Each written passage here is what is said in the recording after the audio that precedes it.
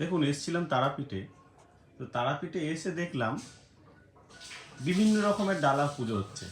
বিভিন্ন রকম ডালা ইন দ্য সেন্স আমি এটাই বলতে চাইছি যে কেউ হয়তো অনেক বড় ঝুড়িতে করে অনেক মালা বা অনেক কিছু সন্দেশ, অনেক কিছু মানে সামগ্রী মাকে পুজো দেওয়ার, যার যেরকম ক্ষমতা সে দিচ্ছে।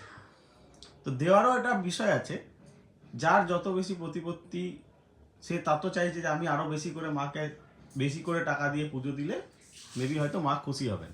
তা আদেও কি মা বা ঠাকুর কি আমাদের কাছে এগুলো আশা করেন? আর যদি সব কিছুই যদি ভাগ্যেতে লেখা থাকে, তাহলে আপনি যতই কিছু না টাকা দিয়ে পুজো দেন বা যা কিছু মানে মাকে দেওয়ার চেষ্টা করেন না কেন, সেটা কিন্তু যথেষ্ট নয়। আপনার মনে যদি ভক্তি থাকে, সেটাই হচ্ছে বড় কথা।